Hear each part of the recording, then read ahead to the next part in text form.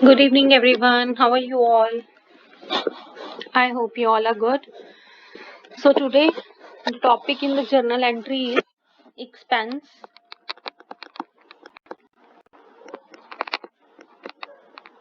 on purchase and sale and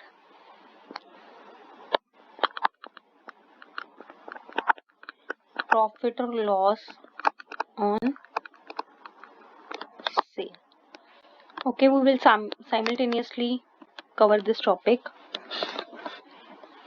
Expense on purchase and sale is divided into two parts. Expense on purchase and sale of goods and expense on purchase and sale of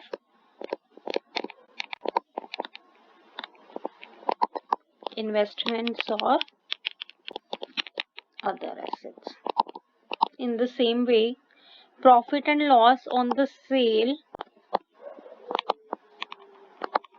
of goods, profit या loss तो cell करने पे ही आएगा ना, purchase करने पे तो नहीं आएगा. तो profit and loss on the sale of goods and profit and loss on sale of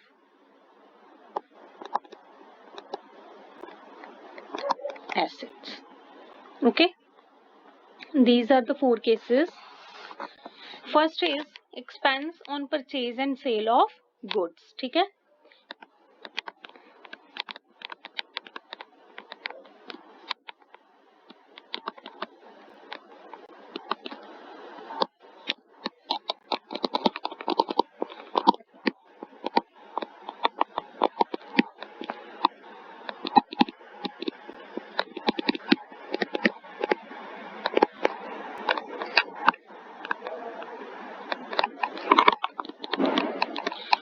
First is expense on purchase and sale of goods. Beta, everyone knows that a business enterprise have to incur a lot of expenses on the purchase of goods as well as on sale of goods. On purchase of goods like carriage, freight, custom duties, octroys, okay. So many other expenses are there while purchasing the goods. And there may be the expenses at the time of sale also, like advertisement expense, salary to the salesman, right? So the expenses that we incur on the goods is of revenue nature. It is of revenue nature. Revenue nature का मतलब होता है recurring nature का. Recurring nature. Recurring का मतलब होता है जो बार बार एक्सपेंस होता है हमारा. वन टाइम एक्सपेंस नहीं है. रेकरिंग नेचर का एक्सपेंस जो बार बार हमारा एक्सपेंस होता रहता है. ठीक है. अब हम गुड्स की परचेज एक बार तो नहीं करेंगे. रेपिटेटिव टाइम्स होगा. ठीक है. रेपिटेटिवली होगा. इन द सेम वे आप सेल एक बार तो नहीं करोगे. रेपिटेटिवली होगी. ठीक है. तो जो भी एक्सपेंस जो रेकरिंग नेचर का होता है उसको हम रेवेन्यू एक्सपेंस बोलते हैं. तो रेवेन्यू नेचर का एक्सपेंस जो होता है वो होता है at the time of sale and purchase expense of goods. ठीक है. when there is an expense on the investment, right, like if you have purchased a machinery, you may have some other expenses also. ठीक है.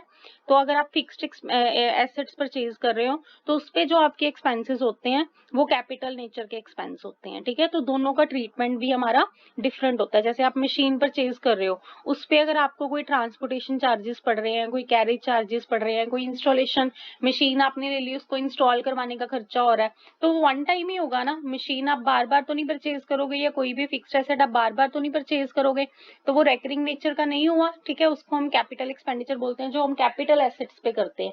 Revenue expenditure होता है जो हम revenue nature की items होती हैं. ठीक है. जो रेकरिंग नेचर की आइटम्स होती हैं. कैपिटल जो वन टाइम कैपिटल एसेट पे हम करते हैं जिसको हम नॉर्मली जैसे जो फिक्स्ड एसेट्स हमारी होती हैं. ठीक है. उस पे जो हमारा एक्सपेंस होता है उसको हम कैपिटल एक्सपेंस बोलते हैं. वो नॉन रेकरिंग नेचर का होता है.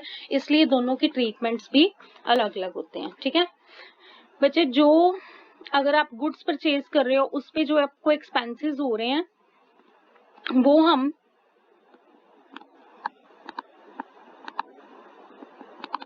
सेपरेटली शो करते हैं इन जर्नल एंट्री, वो हम क्या करते हैं, सेपरेटली शो करते हैं। कैपिटल नेचर का एक्सपेंस उसी में ही ऐड हो जाता है।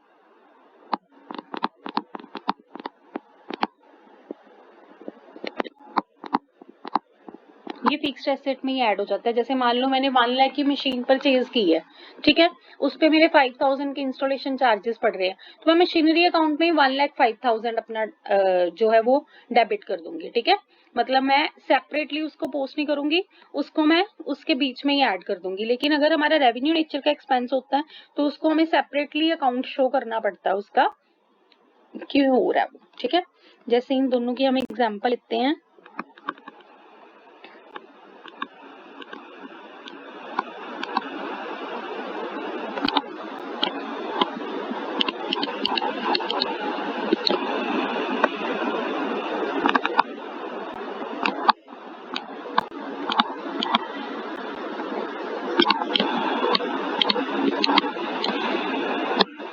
गुड्स की बात करें हम, गुड्स हमने 10,000 के परचेज किए, उस पे कैरेज हमारा कितने का है, 200 रुपीज का, ठीक है।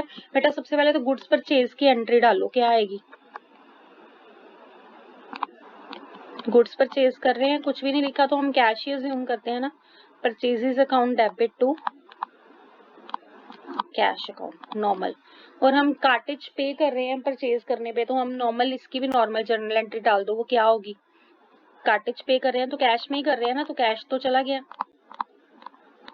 कार्टेज मेरा क्या है, कैरेज क्या है मेरा, एक्सपेंस है। Debit all expenses and losses, credit all incomes and gains, तो एक्सपेंस डेबिट हो गया debit all expenses and losses में। वैसे भी आप सिंपली देखो कैश चला गया तो कार्टेज डेबिट हो गया, ठीक है। 10,000 10,000 मतलब नॉर्मल जैसे एंट्री हम डालते हैं वैसे ही हमने डाल लिया, ठीक है। या फिर इसकी जगह पे अगर मैं इसको कंबाइन करना चाहती तो मैं क्या कर सकती थी, और अगर मैं दोनों एंट्रीज इकट्ठी, क्योंकि कैश कैश देखो दोनों क्रेडिट हो रहे हैं ना, तो अगर मैं एक ही बार कैश क्रेडिट कर दूं, ऐसे भी तो मैं एंट्री डाल सकती हूँ। तो कैश अकाउंट, परचेज भी डेबिट हो रहा है, कार्टेज भी डेबिट हो रहा है, तो मैं दोनों को डेबिट कर देती हूँ। परचेज अकाउंट भी डेबिट हो रहा है, कार्टेज अकाउंट भी डेबिट हो रहा है। ऐसी ट्रांजेक्शन्स को हम कंपाउंड एंट्रीज भी बोलते हैं, ठीक है। आगे मैं कवर करवाऊंगी आपको कंपाउंड एंट्री का मीनिंग, अदरवाइज ऐसी ट्रांजेक्शन्स को ही हम बोलते हैं।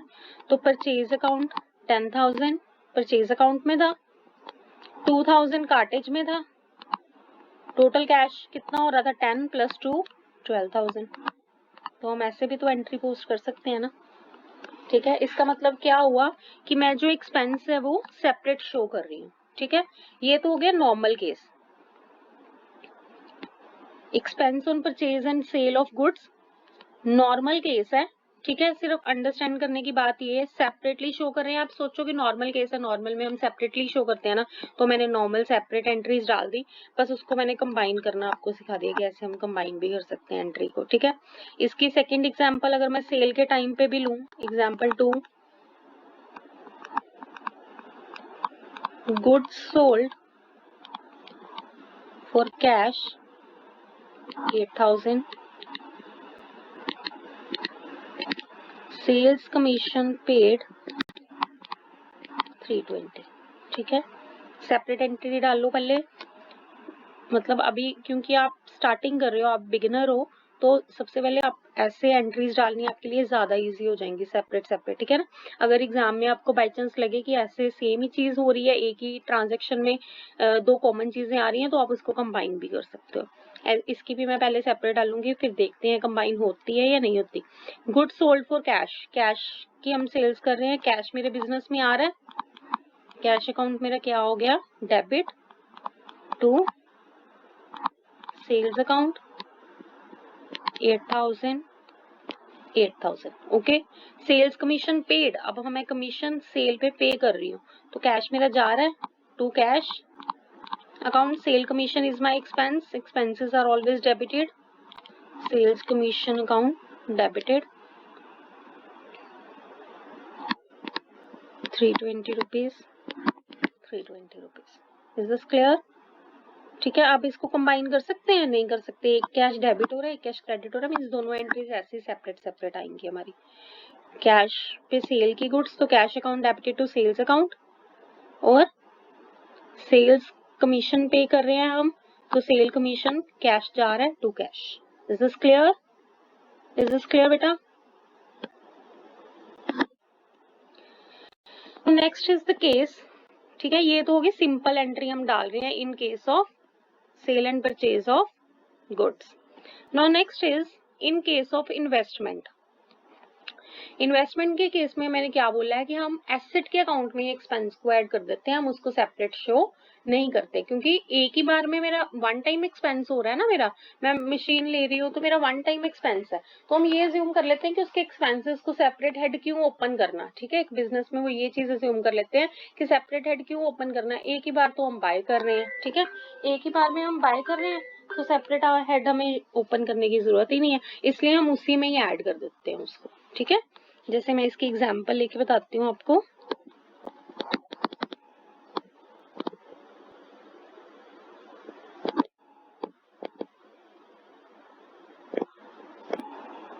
Machinery purchased for 50,000,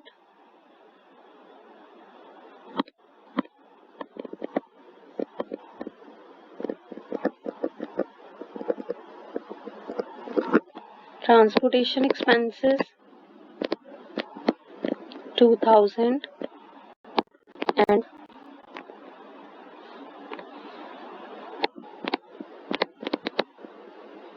installation machine install करवाने के एक्सपेंसेस 3,000। ठीक है, ये है। तो बच्चे इस केस में मैं क्या बोल रही हूँ, पहले तो मशीनरी परचेज की एंट्री डाल दो। मशीनरी परचेज कर रही हूँ, मशीनरी आ रहा है, एसेट है मेरा, machinery debit what comes in for cash कर रही हूँ, credit what goes out to cash account. वैसे भी देखो कैश बिजनेस में जा रहा है, एक एस्पेक्ट आपको पता लग गया, मशीनरी ऑटोमेटिकली डेबिट हो गई। ठीक है, ये एंट्री आनी थी मेरी नॉर्मली ये एंट्री आनी थी। अगर मैं इसको भी नॉर्मली करती तो transportation to cash, installation to cash, लेकिन मैं क्या बोल रही हूँ कि एसेट के केस में हम सेपरेट हेड ओपन नहीं करते, वो हम ये अज्यूम करते हैं कि वो एसेट में ही ऐड हो जाएगा। ठीक है, एसेट्स में ही ऐड हो जाएंगे, तो इसलिए हम उसको क्या बोलते हैं, इसको हम क्या करेंगे, 2 + 3 5,000 के एक्सपेंसेस हैं टोटल। मैं मशीन की वैल्यू 50,000 की जगह पे क्या कर दूंगी, 55,000। Is this clear? Is this clear? दोनों केसेस में आपको क्लियर है? Purchase and sale of goods हो रही है तो वो रेकरिंग नेचर के बार बार होने हैं, तो हम हेड सेपरेट ही ओपन कर लेते हैं। ठीक है, आप ऐसे याद रखो। कैपिटल नेचर का है, एक ही बार हो रहा है तो हम सेपरेट हेड ओपन ही नहीं करते, उसको उसी में ही ऐड कर देते हैं। मशीनरी पे खर्चा हो रहा है, मशीनरी अकाउंट में पूरा टोटल का टोटल अमाउंट जो है वो डाल देते हैं। ठीक है, ऐसे याद रख सकते हो। क्लियर है?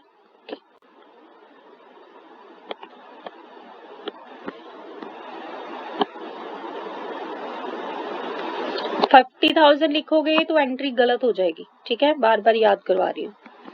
Next is profit and loss on sale of goods and profit and loss on sale of assets. बेटा इसके बिल्कुल ऑपोजिट, गुड्स के केस में एक्सपेंस हुआ था तो मैंने उसको सेपरेट शो किया था, लेकिन गुड्स के केस में प्रॉफिट या लॉस होगा तो हम उसको सेपरेट शो नहीं करेंगे, हम उसको सेपरेट शो नहीं करेंगे। ठीक है, क्योंकि जब भी मैं गुड्स बाय करती हूँ, ठीक है, बिजनेस में, तो मैं सेल हमेशा अबव प्राइस पे ही करती हूँ उसका। ठीक है, मतलब हम ये तो है नहीं कि मेरे बिजनेस में 3,000 की चीज आ रही है तो मैं 3,000 का ही उसको सेल कर दूंगी। अंडरस्टूड है ना, हम प्रॉफिट मार्जिन रखेंगे, तो फिर वो एज्यूम कर लेते हैं कि हमें सेपरेटली शो करने की जरूरत नहीं है, क्योंकि बट ऑब्वियस कि हम प्रॉफिट पे ही उसको सेल कर रहे हैं। ठीक है, लेकिन एसेट के केस में हम सेपरेटली शो करते हैं, प्रॉफिट हो या लॉस हो हम क्या करते हैं, सेपरेट अकाउंट उसका ओपन करते हैं। ठीक है, गुड्स के केस में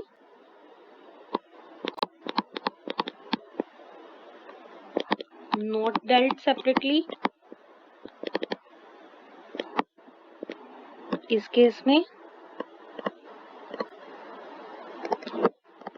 सेपरेट अकाउंट ओपन करते हैं। एक चीज अंडरस्टैंड कर ली तो दूसरी उसके ऑपोजिट है। गुड्स के केस में हम सिंपल एंट्री डालते हैं, सेपरेट शो करते हैं एक्सपेंस एंड परचेज पे, बट प्रॉफिट एंड लॉस पे सेपरेट शो नहीं करते।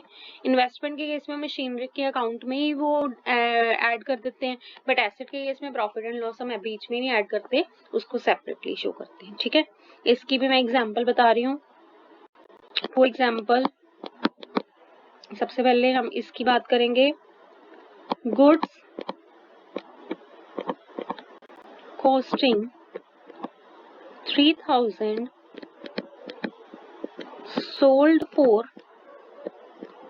3500। 3000 की चीज 3500 की मैं सेल कर रही हूँ। ओके, 3000 की चीज हम 3500 की सेल करें। बेटा पहले तो एंट्री डालो, सिंपल जैसे आप डालते हो। गुड सेल हो रही है, कैश आ रहा है बिजनेस में, कैश अकाउंट हो गया डेबिट। सेल के टाइम पे हम गुड्स को सेल्स ही लिखते हैं ना, टू सेल्स अकाउंट। एंट्री तो यही आएगी। प्रॉफिट एंड लॉस मैंने क्या बोला कि गुड्स के केस में शो नहीं करना। तो टोटल अमाउंट कितनी है, कितने की सेल हो रही है, 3500 की। बिजनेस में 3500 आ गया, 3500 आ गया, बात खत्म। ओके, 500 का प्रॉफिट वो हम सेपरेट शो नहीं करेंगे इन केस ऑफ गुड्स। ठीक है, सेल्स अकाउंट में ही वो ऐड हो जाएगा, क्योंकि सेल का मतलब ही है कि हम सेल प्रॉफिट एंड लॉस पे कर रहे हैं, तो सेल अकाउंट पे ही हम उस टोटल अमाउंट को लिख देते हैं, हम सेपरेटली शो नहीं करते। क्योंकि बट ऑब्वियस की 3000 की चीज में 3000 की तो सेल नहीं कर दूंगी लेके, हम कुछ एड ऑन करके सेल करेंगे ना, तो सेल अकाउंट का मतलब ही है कि प्रॉफिट उसमें इंक्लूडेड है। ठीक है, इसलिए प्रॉफिट इसमें इंक्लूड ही रखते हैं, हम प्रॉफिट को सेपरेटली शो नहीं करते। ओके, बट अगर मैं कोई एसेट बाय कर रही हूँ, ठीक है, तो इन दैट केस मेरा सेपरेट अकाउंट शो होता है, क्योंकि एसेट मैं एवरी टाइम सेल नहीं कर रही। ठीक है, और एसेट की जो वैल्यू मेरा प्रॉफिट या लॉस बनता है हम उसको सेपरेट अकाउंट उसका ओपन करते हैं। ठीक है, जैसे इसकी एग्जांपल लेते हैं हम, furniture costing 18,000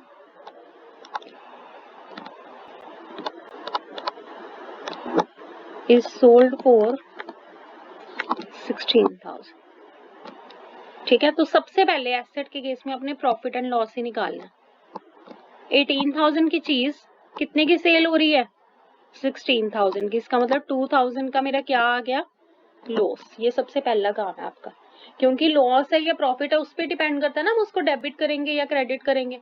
nominal account, debit all expenses and losses, credit all incomes and gains. Okay, तो लॉस अकाउंट आ रहा है तो इसका मतलब इसका अकाउंट जो है वो डेबिट ओपन होगा। ठीक है, इज दिस क्लियर? चलो तो एंट्री डालते हैं। फर्नीचर सेल हो रहा है तो कैश तो बिजनेस में आ रहा है जी, कैश अकाउंट तो हो गया मेरा डेबिट। दूसरा मैंने अभी अभी देखा है कि लॉस आ रहा है, तो लॉस का अकाउंट भी मेरा क्या होता है, debit. Loss on sale of furniture account debited. ठीक है, ये चीज भी हो गई। अब इसको भी ध्यान से देखना, टू यहाँ पे मैं सेल्स अकाउंट करूंगी या furniture account, sales account to नहीं होगा, क्या टू होगा, फर्नीचर अकाउंट। बेटा ये ऑब्जेक्टिव की भी जो प्रेपरेशंस कर रहे हैं मैं उनको भी बता रही हूँ कि ऑब्जेक्टिव में भी ऐसे क्वेश्चंस आपको ऑप्शंस में आ जाते हैं कि वो सेल अकाउंट में क्रेडिट होगा, वो फर्नीचर अकाउंट में क्रेडिट होगा, या वो किस में क्रेडिट होगा। तो आपको माइंड में रखना है कि अगर कोई भी आप एसेट सेल कर रहे हो तो एसेट का नाम ही आएगा, उस केस में सेल्स या परचेजेस नहीं आएंगे। सेल्स या purchases we use only in case of goods. Okay, in case of asset we use the word asset. ठीक है, जैसे हम मशीनरी बाय करते हैं तो मशीनरी अकाउंट ही डेबिट करते हैं ना, फर्नीचर बाय कर रहे हैं, फर्नीचर अगर एसेट है तो फर्नीचर अकाउंट ही डेबिट करेंगे ना। इन द सेम वे अगर सेल भी हो रही है तो हम उसी रिस्पेक्टिव अकाउंट को क्रेडिट करेंगे। ओके बेटा आप देखो 18,000 की चीज सेल कितने की हो रही थी, 16, मतलब कैश तो मेरे पास आ रहा है 16,000 का, लॉस मेरे पास कितना हो रहा है 2,000 मैंने अभी निकाला। टोटल अमाउंट मेरी फर्नीचर अकाउंट में कितनी आ जाएगी, 16 plus 2 18,000। Is this clear? 16 plus 2 18,000।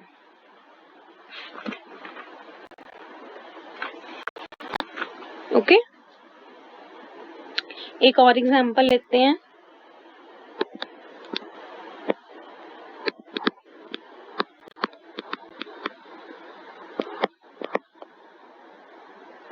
Shares purchased for rupees 12,000 are sold for rupees 15,000.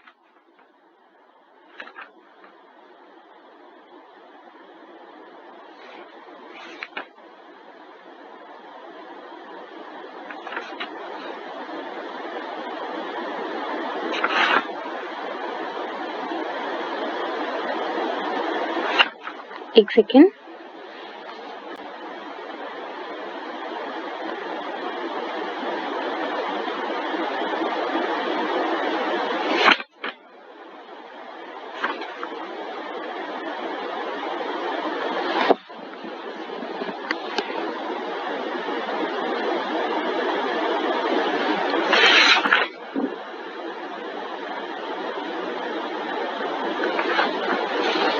Okay.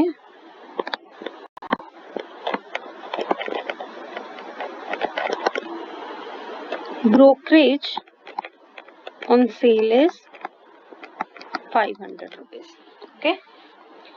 Shares purchased for 12,000 are sold for 15,000. अब यहाँ पे एक्सपेंस भी दे दिया, दोनों चीजें इकट्ठी आ गई। ठीक है, तो अब हम कैसे एंट्री डालेंगे? अब हम क्या करेंगे, क्योंकि मैंने क्या पढ़ा था कि प्रॉफिट एंड लॉस अगर सेल पे हो रहा है, सेल ऑफ एसेट्स पे हो रहा है, सॉरी इधर की बात करी थी, एक्सपेंस अगर इन्वेस्टमेंट पे हो रहा है तो हम उसको सेपरेटली शो नहीं करते। इसका मतलब ये ब्रोकरेज जो है, अपने माइंड में ना पिक्चर क्लियर करो, इसका मतलब ये सेपरेटली शो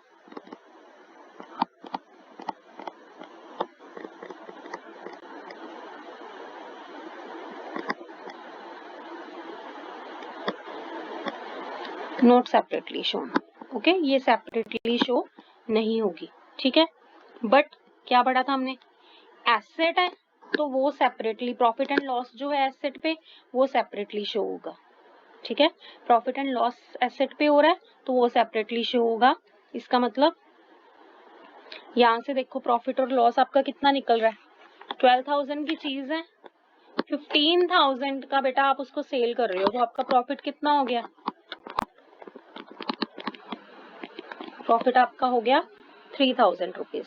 ठीक है, बट क्योंकि मैंने ब्रोकरेज को सेपरेटली शो नहीं करना, तो मेरा खर्चा भी तो प्रॉफिट में से ही होगा ना, खर्चा भी तो मेरा प्रॉफिट में से होगा। तो ये सबसे बड़ी बात है। ठीक है, प्रॉफिट में से ही आप 500 को क्या कर दोगे, less.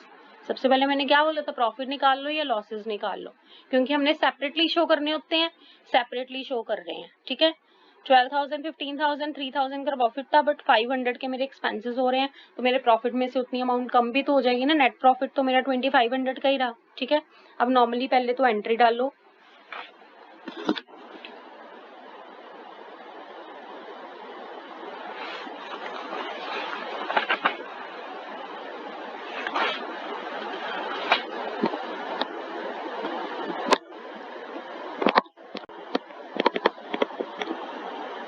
Shares purchase for 12,000 are sold for, मतलब सेल हो रही है, कैश अकाउंट तो हो गया मेरा डेबिट, कैश अकाउंट क्या हो गया, डेबिट।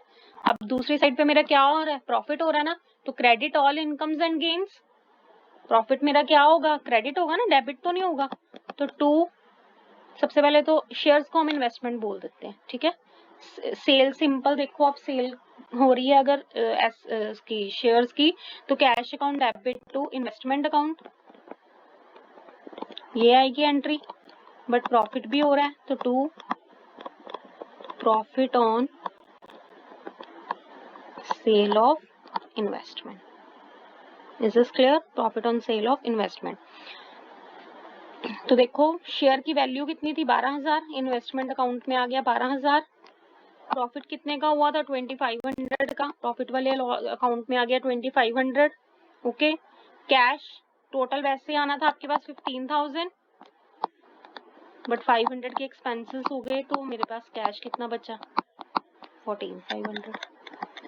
ठीक है, तो एक्सपेंसेस दोनों तरफ से लेस हो गए, डेबिट वाली साइड से भी और क्रेडिट एस्पेक्ट से भी, क्योंकि अंडरस्टूड है ना। यहाँ पे भी हमने किया था, देखो यहाँ पे एक्सपेंस वाली एंट्री देखो,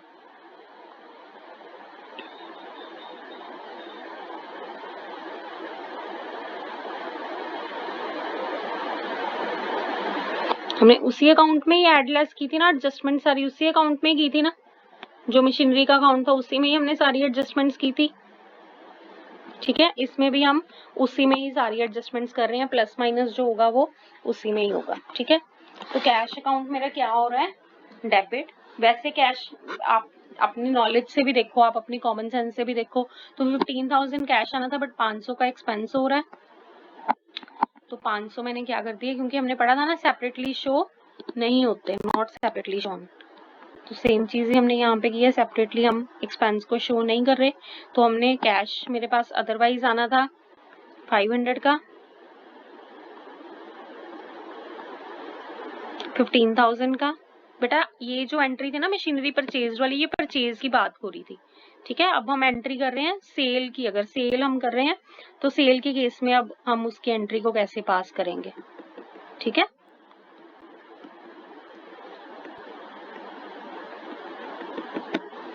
जस्ट अ सेकेंड।